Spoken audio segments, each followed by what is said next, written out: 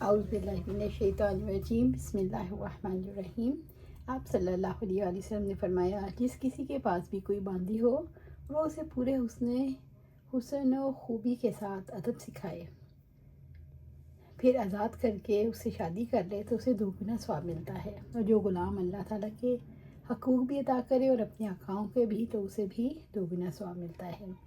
اسلامی شریعت میں عورت مرد سب کو تعلیم دینا چاہیے، یہاں تک کہ لونڈی غلاموں کو بھی علم حاصل کرانا ہر مسلمان مرد عورت پر فرض ہے، مگر علم وہ جس سے شرافت اور انسانیت پیدا ہو، نہ کہ آج کل کے علوم جو انسان نما حیوانوں میں اضافہ کر رہے ہیں۔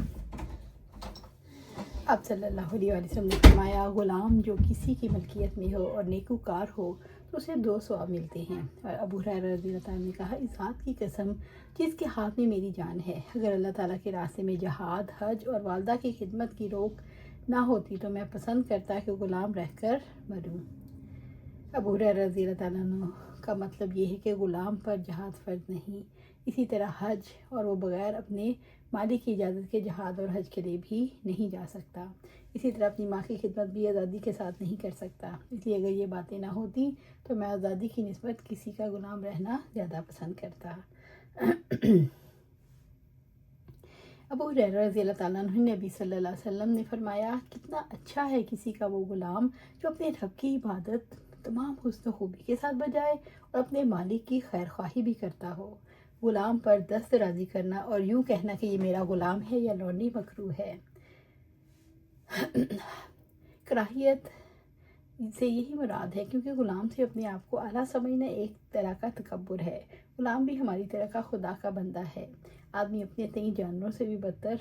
سمجھے، غلام تو آدمی ہے اور ہماری طرح آدم کی اولاد ہے، اور غلام لونڈی اس وجہ سے کہنا مکروہ ہے، کوئی اس سے حقیقی معنی نہ سمجھے، کیونکہ حقیقی بندگی تو سوائے خدا کے اور کسی کے لیے نہیں ہو سکتی۔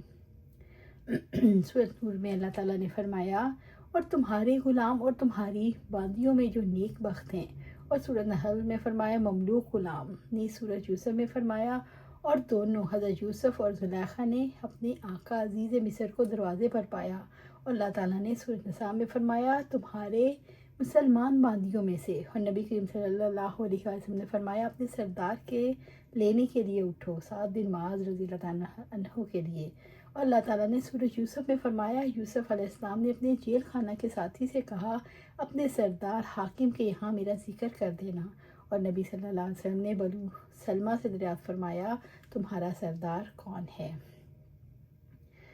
اب آپ صلی اللہ علیہ وسلم نے فرمایا، جب غلام اپنے آقا کی خیر خواہی کرے اور اپنی رب کی عبادت تمام حسن خوبی کے ساتھ بجا لائے تو اسے 2 گنا ثواب ملتا ہے۔ اللہ سبحانہ تعالیٰ سے دعا ہے ہمیں قرآن و سنت پر عمل کرنے کی توفیق دے، اس پر جمع دے، اور جنت الفردوس کے اعلیٰ مقام پر اپنے پاس